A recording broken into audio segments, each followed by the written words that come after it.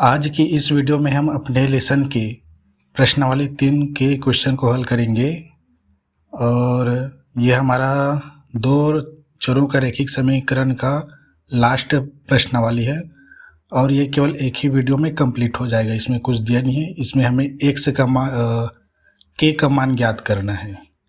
यहाँ अभी नहीं है ये बताने के लिए कि k का मान कैसे ज्ञात करना है। और प्रश्नावली 3 में कुल 8 प्रश्न दिए हैं। आज उन सभी को हल कर देंगे। छोटा छोटा सा है तो इसमें कुछ इस प्रकार से प्रश्न होगा कि दर्शाइए कि निम्नलिखित समीकरण, ठीक है, ये समीकरण निकाय का एक अद्वितीय हल है। हम कैसे जानेंगे कि इस समीकरण का अद्वितीय हल है या इस समीकरण का अंततः अनेक हल होंगे, हम कैसे जानेंगे उसको मैं पहले बताता हूँ और उसके बाद हम जो है मान लो देखो ये 3x + 5y बराबर 12 दिया है और 5x + 3y बराबर 4 दिया है। तो एक फार्मूला, ये 3 फार्मूला है तीनों के लिए। पहला ये है कि हमें क्या करना है, एक समीकरण है a1x + b1y बराबर c1 और a2x + b2y बराबर c2।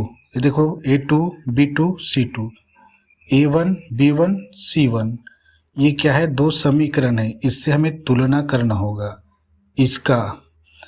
तो देखो ये a1 के स्थान पे 3 है, b1 के स्थान पे 5 है और c1 के स्थान पे 12 है।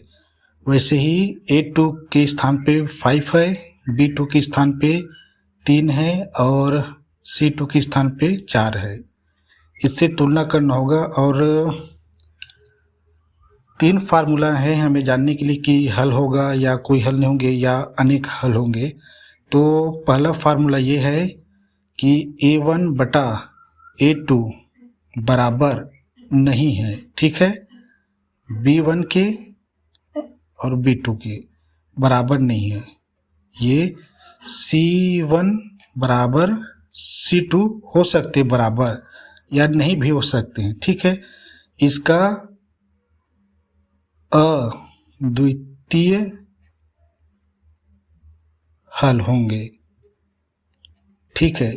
दूसरा कंडीशन ये है a1 a2 बराबर है और b1 बटा b2 बराबर c1 बटा c2।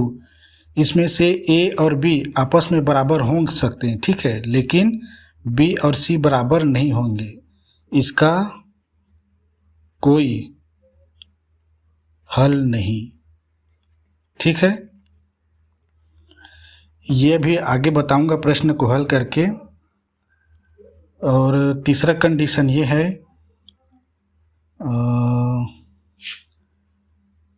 a1 बटा a2 बराबर b1 बटा b2 बराबर c1 बटा c2। इस स्थिति में क्या होता है कि इसका अनेक हल प्राप्त होते हैं, अनेक हल, ठीक है।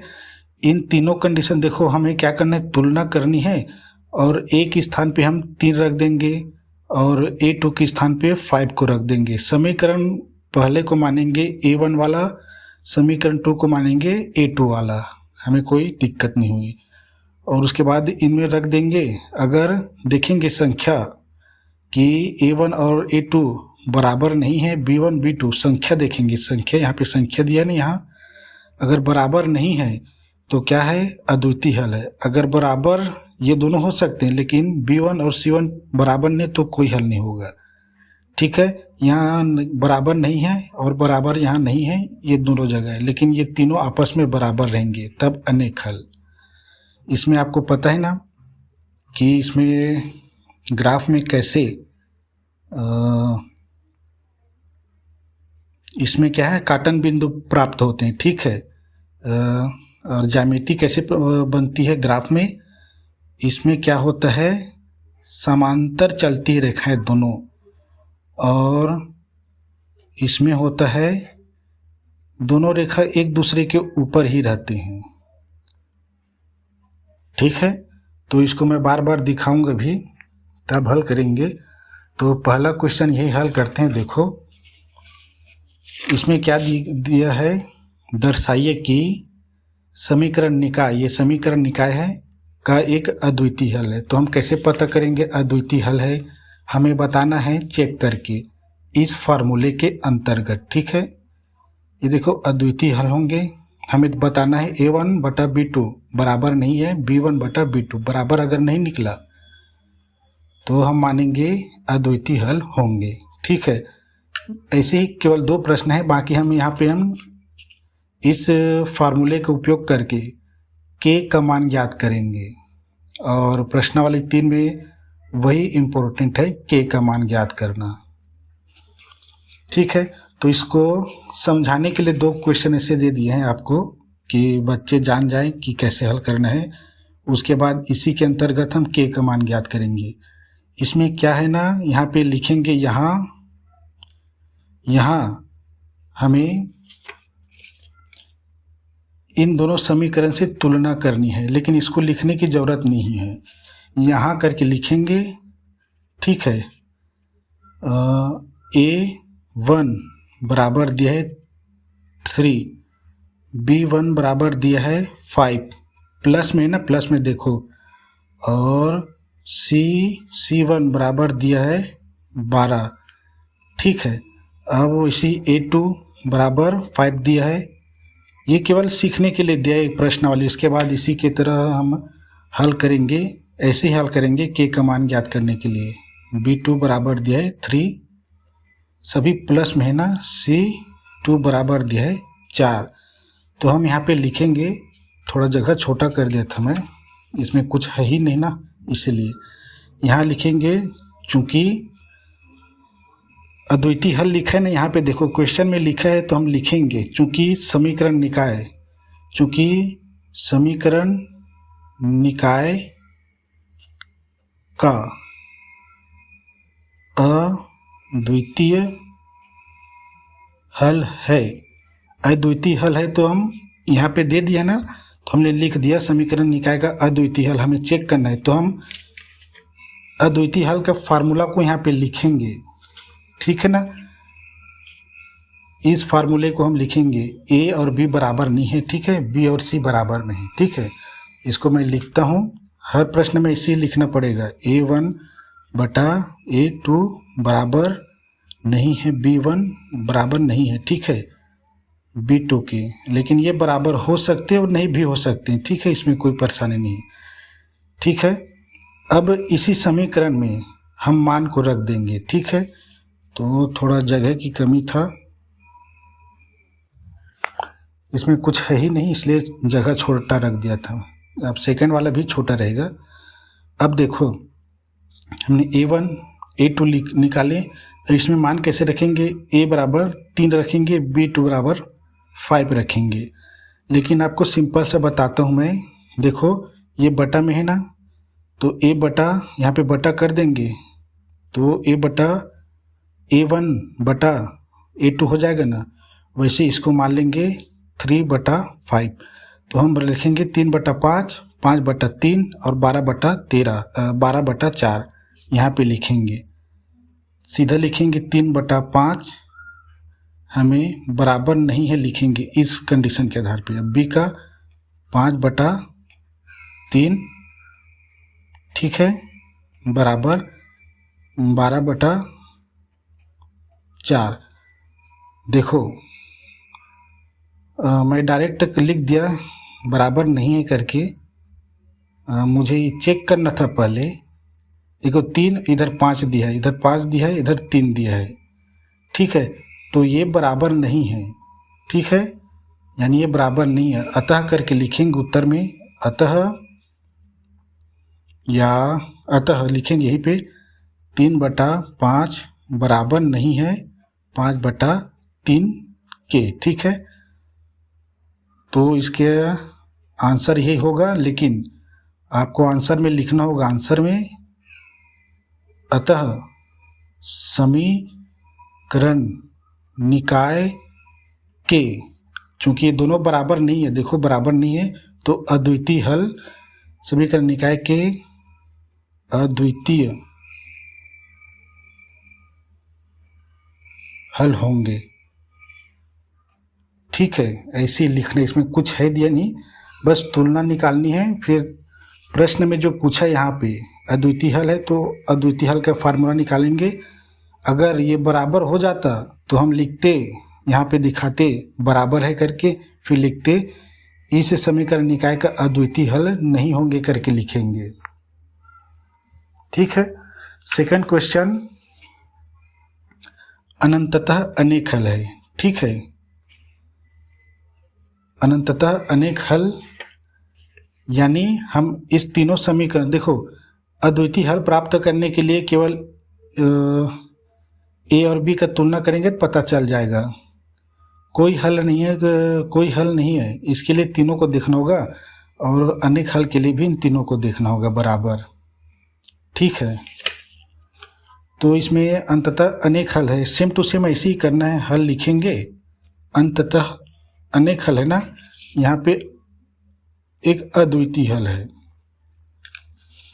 तो इसमें क्या है, यहाँ करके लिखेंगे, यहाँ a1 बराबर दिया है 2, b2 बराबर दिया, b1 बराबर दिया है -3, ठीक है ये, और c1 बराबर दिया है 5, a2 बराबर दिया है 6, b2 बराबर दिया है -9, और c2 बराबर दिया है 15। अब लिखेंगे यहाँ पे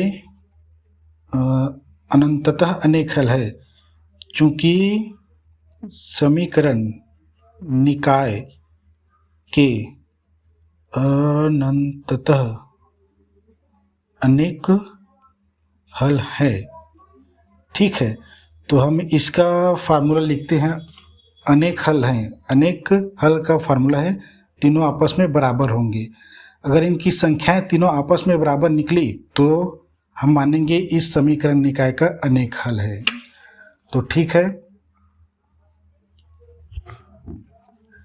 फार्मूला है a1 बटा a2 बराबर b1 बटा b2 बराबर c1 बटा c2। अब इसी में फुट कर देंगे, देखो अब सीधा बटा बटा डाल देंगे यहाँ पे, ठीक है ना, हमें देखने की ज़रूरत नहीं है। 2/6 लिखेंगे, 2/6 बराबर लिखेंगे ये माइनस 3/-9 है, बराबर है 5/15 कि आपस में बराबर है। इसको और हल कर सकते हैं ना इधर, ऐसा नहीं कि बराबर नहीं निकले इतने में ही, ठीक है, ये अलग है। यहाँ तक देखो ये आपस में बराबर है, कैसे दिखाता हूँ मैं, इसको और हल करते हैं। देखो ये 2 और ये 3 है, 2 और ये 6 है, यानी 2 के पहाड़े में चला जाएगा, कटाएंगे इसको, और देखो कैसे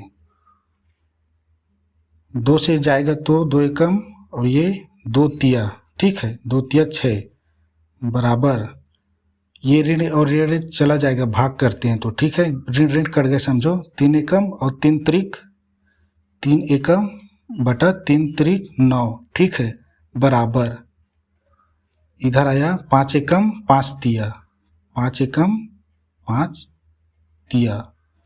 देखो अब यहाँ क्या निकला, आपस में तीनों समीकरण बराबर है, आपस में तीनों समीकरण बराबर है, अनेक हल। तो हम यहाँ पे लिखेंगे आंसर में, अतः समीकरण निकाय का अंततः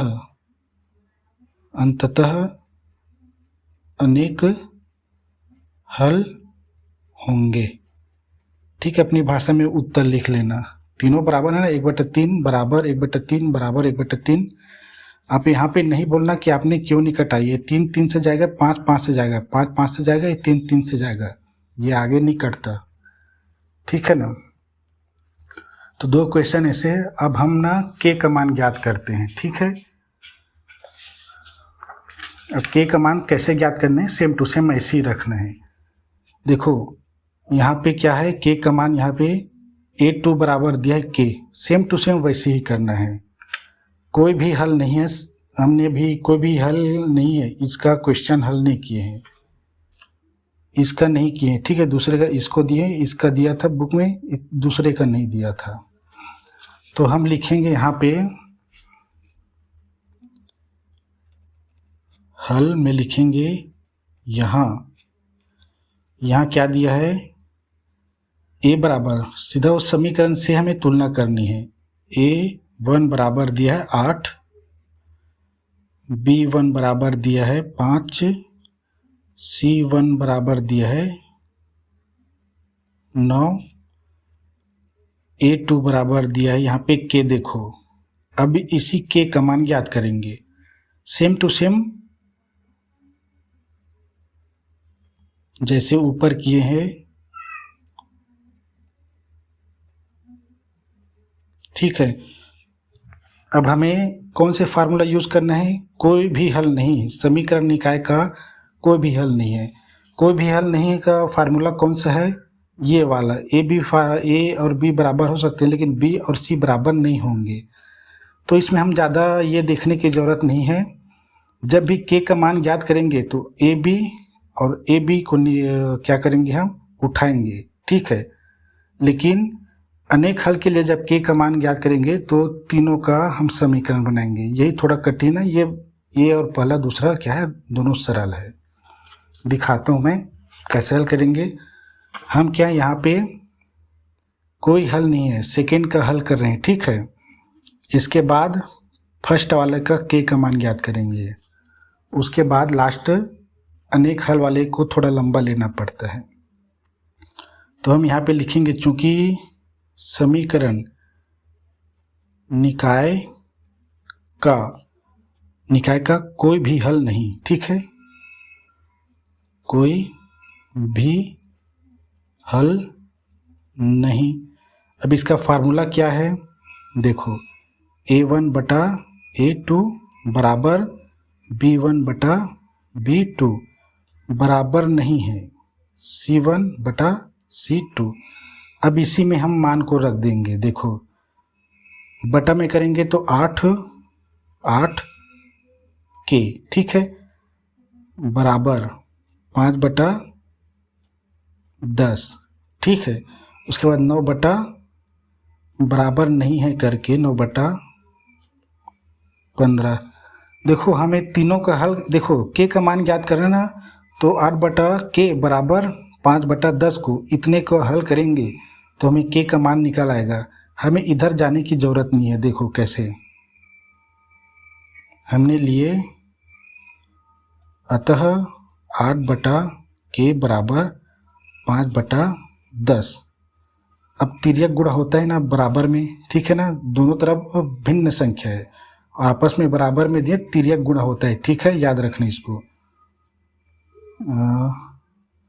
8 दहम 80, ठीक है, और के और 5 का गुणा होगा तो 5 के बीच में बराबर है। के का मान निकालने के लिए हम इधर 5 को कर देंगे इधर क्या पक्षांतरित, तो के क्या है, के के साथ में 5 क्या गुणा में है, तो 80 बटा 5 हो जाएगा। इसको हम ऐसे लिख सकते हैं, के बराबर 80 बटा 5। अब क्या है, के का मान ज्ञात करने के लिए कहा है ना, यहाँ देखो के का मान ज्ञात कीजिए करके, ठीक है। मैंने क्वेश्चन को हल पढ़ के नहीं बताया था शायद।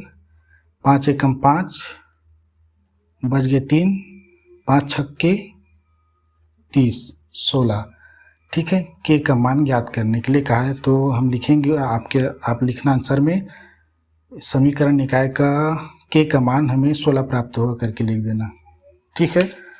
अब हम कौन सा फार्मूला यूज़ किए थे, कोई भी हल नहीं का फार्मूला ये है ना। अब यहाँ पे अद्वितीय हल के फार्मूले को यूज़ करेंगे, ठीक है। देखो कैसे, ये क्या है, समीकरण निकाय के अद्वितीय हल हो तो के का मान ज्ञात करना। यहाँ पर के दिया है, यहाँ पर के दिया है, यहाँ पर के दिया है, यहाँ पर के दिया है, लेकिन हमें मैंने बताया था ना, कोई भी हल नहीं है और अद्वितीय हल में केवल दो भिन्नों को लेकर हम दो स्टेप को लेकर के का मान ज्ञात करेंगे, लेकिन उसमें क्या है, अनेक हल वाले में तीनों को लेना पड़ेगा। तो यहाँ A1 बराबर दिया है के B1 बराबर दिया है 3, C1 बराबर दिया है K-3। ठीक है, इसको ब्रैकेट में लिख लेता हूँ क्योंकि दो पद है ये। और A2 बराबर दिया है 12 और B2 बराबर दिया है K और C2, यहाँ पे डॉट है ना, याद रखना थोड़ा सा, C2 बराबर दिया है K। ठीक है, थोड़ा समझ लेना, इधर और बना लूँगा करके थोड़ा। तो हमें क्या लिखना है, समीकरण कौन सा है, अद्वितीय हल है। चूँकि समीकरण निकाय का अद्वितीय हल है, तब फार्मूला क्या है, A1 बटा A2 बराबर नहीं है। ठीक है, B1 बटा B2 बराबर C1 बटा C2। अब क्या करना है, A1 बटा A2 को करना है K बटा 12 बराबर नहीं है। ठीक है, B1 3 बटा K। ठीक है, इतने में ही K का मान निकल सकता है। C का मान क्या है, K-3 बटा K। ठीक है, अतः करके यहाँ पे लिखेंगे, इन दोनों पद से ही प्राप्त कर सकते हैं पहला समीकरण। अतः K बटा 12 बराबर, ये छोड़ो 3 बटा K। ठीक है, तो K का मान निकलेगा यहाँ पे, K का इधर करेंगे तो K और K का गुणा होगा तो K का वर्ग। ठीक है, बराबर 12 तिया 36, ये बराबर नहीं है। ठीक है,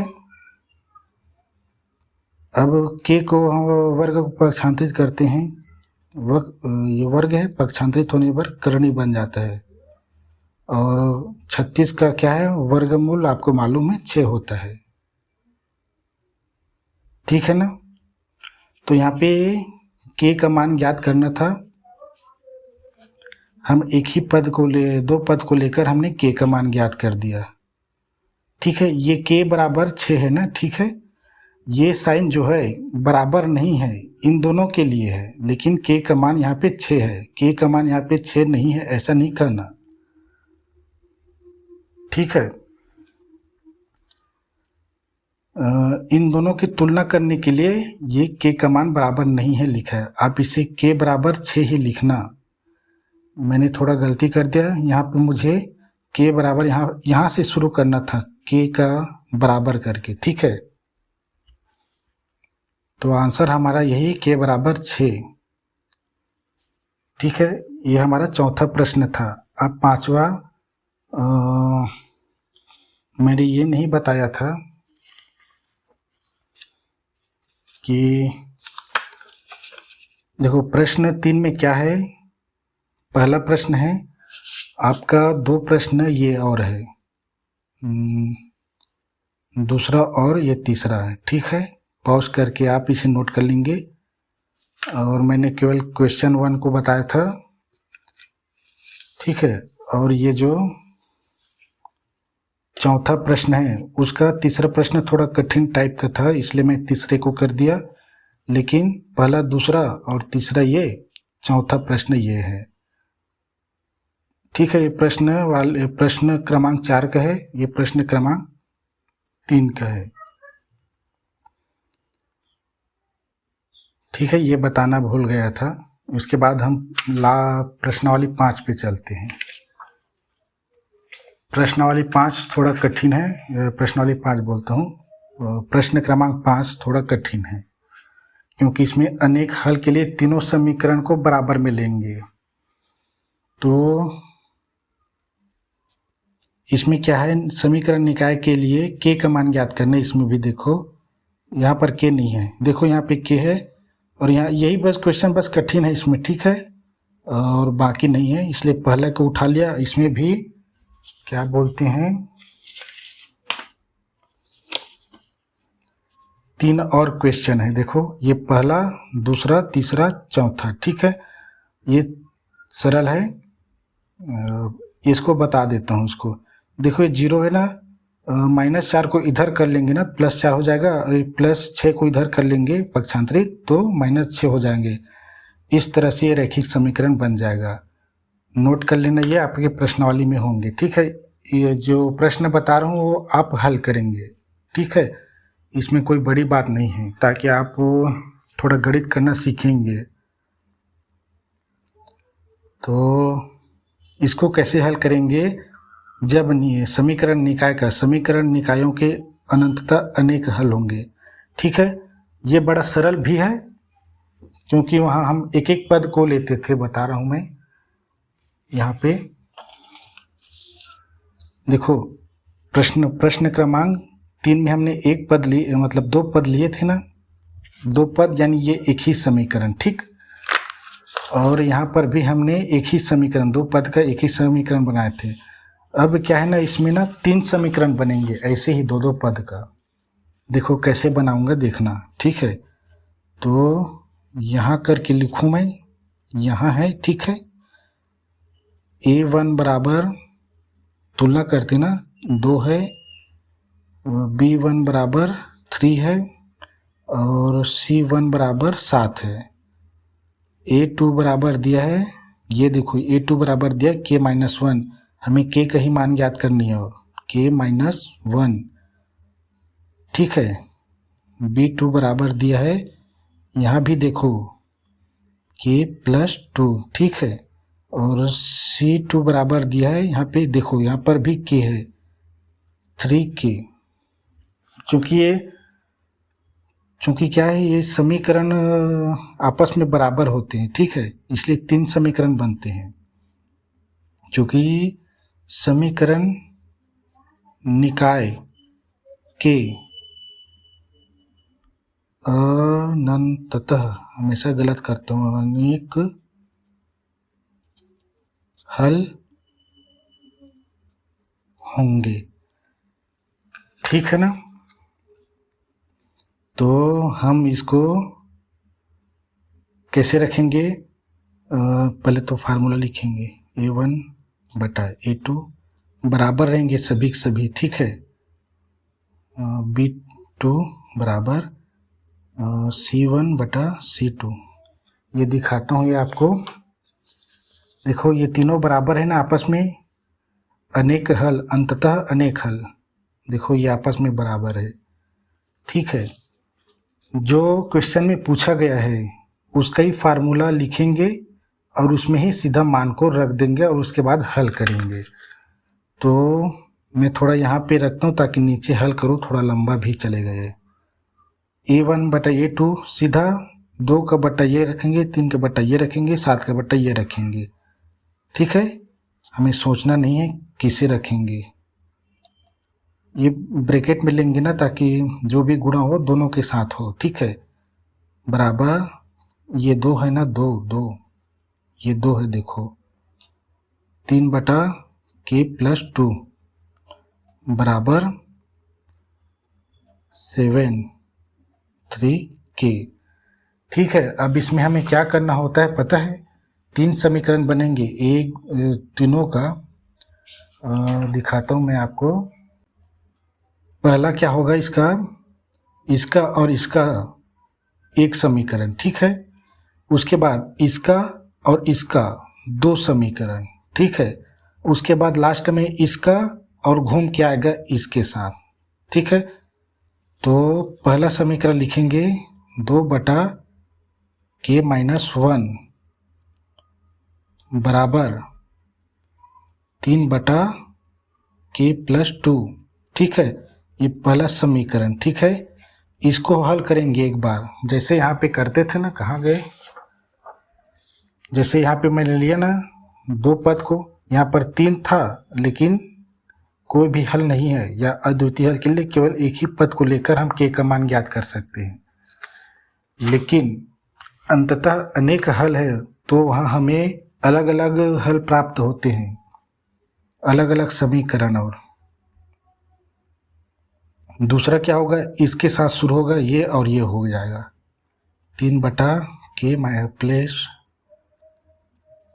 बराबर 7/3k, ये दूसरा समीकरण, ठीक है। अब तीसरा समीकरण क्या होगा,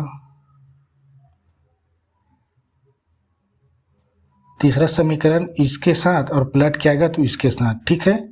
तो हम सीधा तीसरा समीकरण इसका और इसके साथ कर रहे हैं, ठीक है। तो ऐसे लिखते हैं इसको k-1 बराबर में 7/3k, ये तीसरा समीकरण, ठीक है। आप इसे लाइन से उतारना ना, यहाँ से उतारने के बाद इसे, अब इसे लिखना ऐसे लिखेंगे, सीधा लिखेंगे समीकरण 1 से डायरेक्ट गुणा करा देंगे। समीकरण ये 1 है, ठीक है, 2 का गुणा करेंगे तो 2k प्लस 4, ठीक है।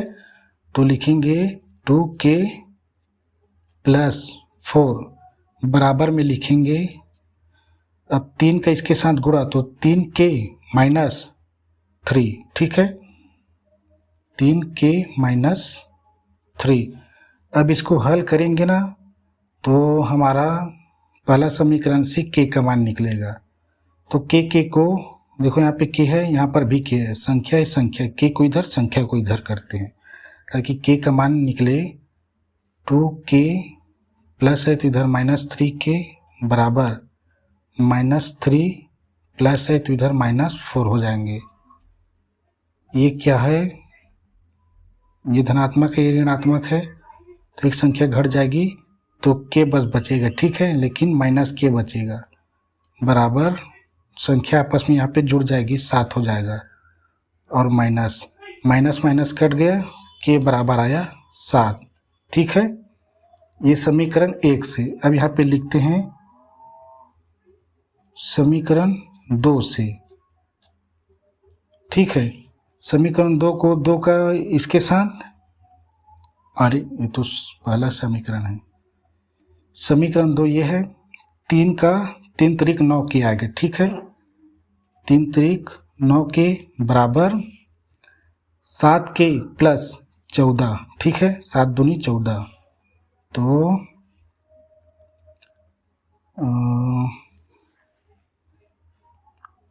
क्या है 7k प्लस ये 14 है, ठीक है, 14, 7k प्लस 7 दूनी 14, ठीक है। अब इधर k है, इस k को इधर ला लेते हैं, ठीक है, 9k प्लस में थे -7k बराबर ये 14,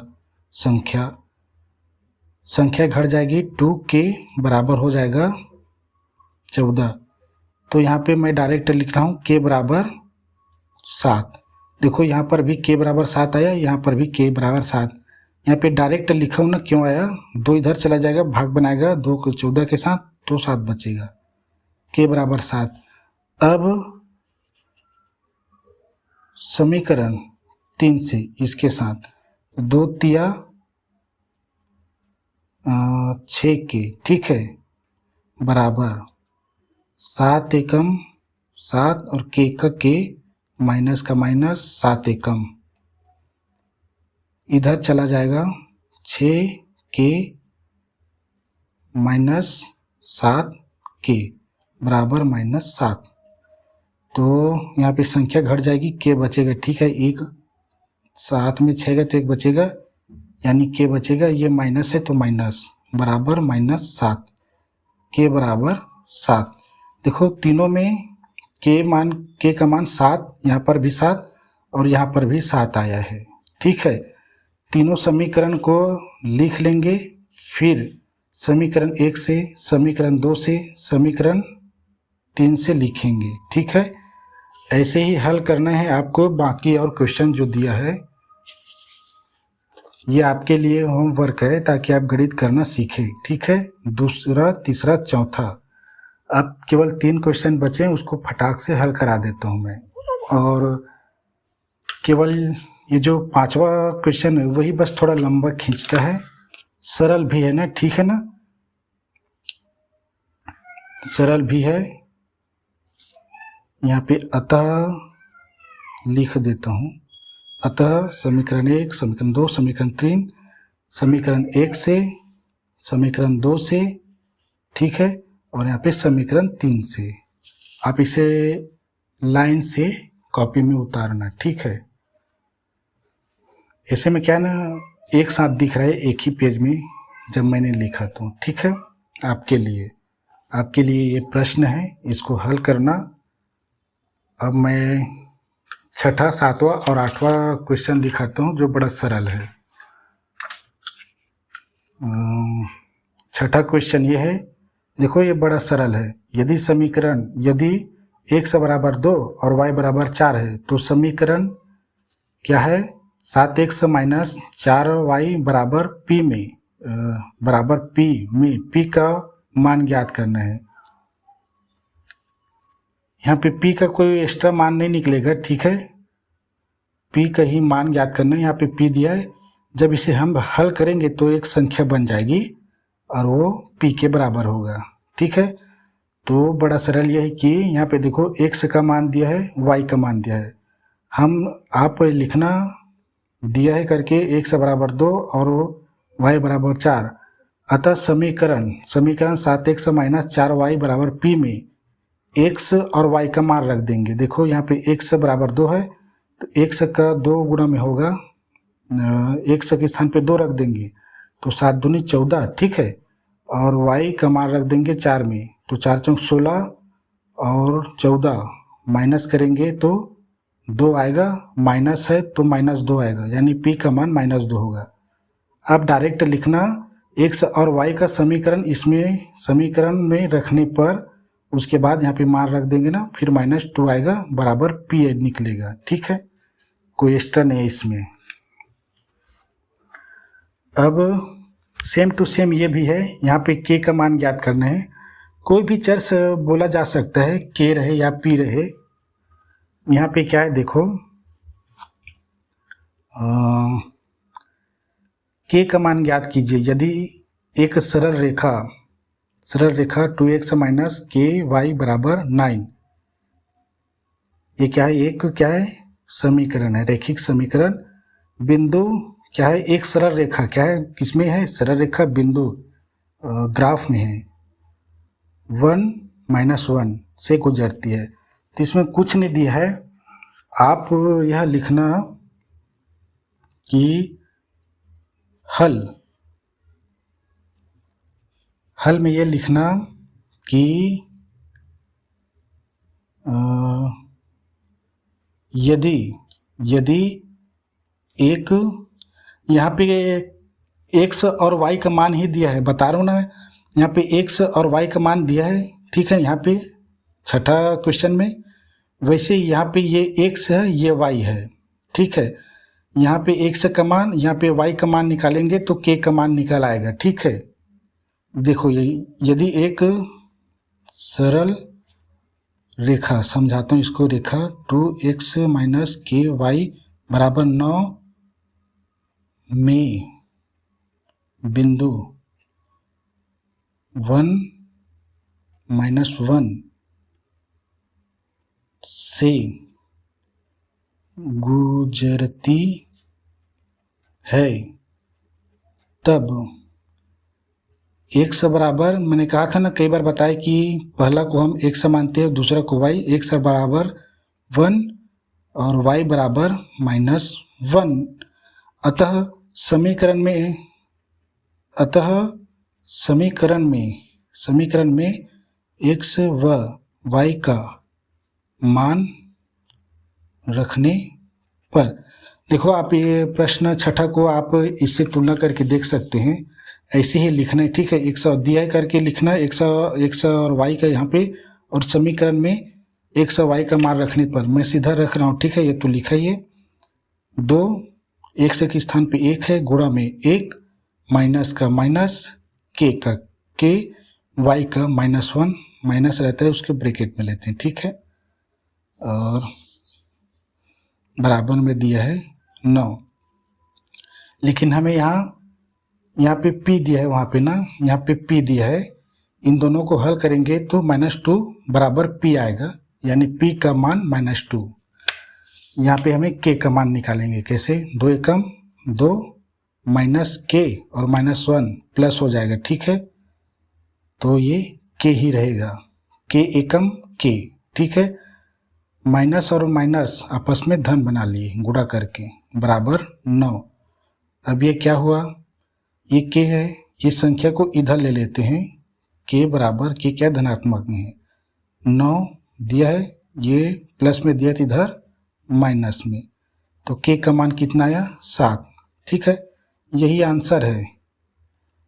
आप ये नहीं समझने, यहाँ पे एक मैं ग्राफ में दिखा देता हूँ, ग्राफ अंदर में कर दिया था इसलिए नहीं लाया।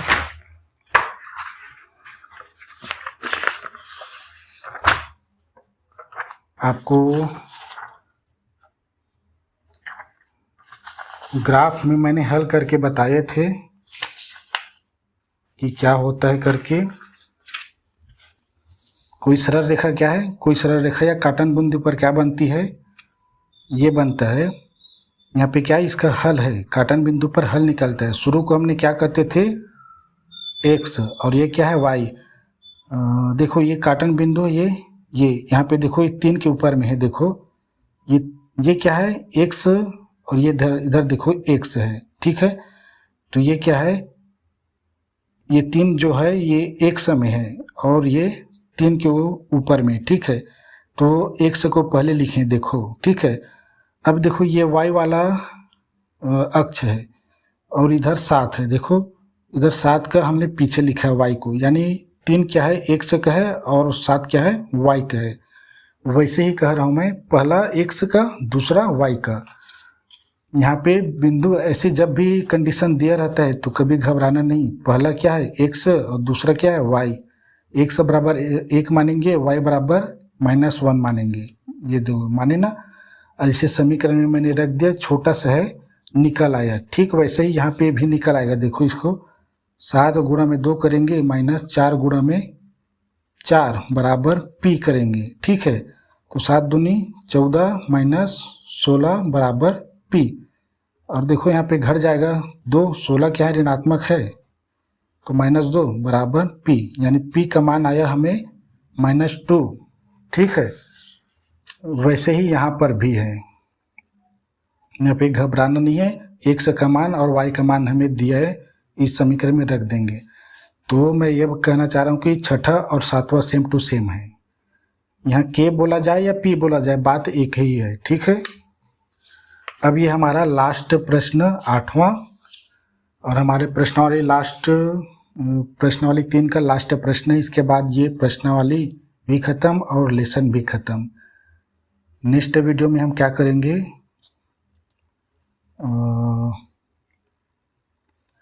क्या कहता है, तीसरे लेसन में चले जाएंगे, एक चर का द्विघात समीकरण में, ठीक है। तो देखो इसमें क्या पूछा है, जांचिए कि, हमें जांचना इसको, समीकरण निकाय अद्वितीय हल। मैंने बताया ना, अद्वितीय हल, अंततः अनेक हल, या कोई हल नहीं है। कैसे जांचेंगे, 3 फार्मूले बताए थे, a का मान और b का मान और c का मान निकालेंगे बटा में, और देखेंगे संख्या बराबर है कि नहीं, ठीक है।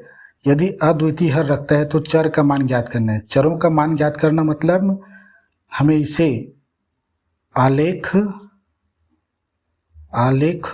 विधि, प्रतिस्थापन विधि या विलोपन विधि से हल करना है, ठीक है। चरों का मान ज्ञात करना मतलब x और y का, मैंने पहले बहुत बताया ना, x का या y का वास्तविक मान निकलता है करके, तो मैं ये सिर्फ अद्वितीय हल है या नहीं यह चेक करके दिखा देता हूँ। यदि अद्वितीय हल रखता है तो चर का मान ज्ञात करने के लिए कहा है, तो यहाँ करके लिखूँ मैं, और a1 बराबर b1 4 दिया है यहाँ पे, ठीक है, b1 बराबर 7 और c1 बराबर 18, a2 बराबर दिया है, यहाँ पे कुछ नहीं है तो 1, ठीक है, b2 बराबर दिया है, अरे ये 2 है, ये यहाँ पे 1 आएगा, बराबर c2 बराबर 4। अब हमें पहले अद्वितीय हल को चेक करना है, ठीक है, फिर अंततः अनेक हल को चेक करेंगे फार्मूले, या फिर लास्ट में कोई हल नहीं है, ठीक है। इसमें कह भी दिया यदि अद्वितीय हल रखता है तो चरों का मान ज्ञात कीजिए, तो ये अद्वितीय हल रखना चाहिए। तो समीकरण निकाय का अद्वितीय हल है तब, ठीक है, फार्मूला क्या है, a1 a2 बराबर नहीं है b1 बटा b2 बराबर c1 बराबर c2। निकालता हूँ मैं 4 बटा 2 और 7 बटा 1। देखो 1 बटा क्या होगा, 2 होगा, लेकिन 1 बटा 7 यानी ये दोनों आपस में बराबर नहीं है, यानी ये अद्वितीय हल है। 18 बटा 4, ठीक है, बारिश हो रहा है, ठीक है, तो ये अतः अद्वितीय हल होंगे। उसके बाद अतः समीकरण अद्वितीय हल होंगे, इसके बाद आप लिखेंगे अतः समीकरण निकायों का आप जिस भी विधि को चुनो, ठीक है, ये मैं होमवर्क देता हूँ। आप, मुझे लगता है ये y है तो y बराबर ले लेंगे आप क्या, 4 - 2x से, प्रतिस्थापन विधि से ही हल करना, ठीक है, फिर उसके बाद बड़ा आसान है, ठीक है। तो हमारा लेसन 3 क्या है, समाप्त हुआ। अब हम नेक्स्ट वीडियो में द्विघात संबंधित प्रश्न देखेंगे। एक चर होंगे, उसमें 100 बस रहेगा, y का हमें कोई झंझट नहीं, ठीक है, बड़ा सरल लेसन है। तो आज की वीडियो यहीं समाप्त करते हैं, मिलते हैं अगले लेसन में सीधे।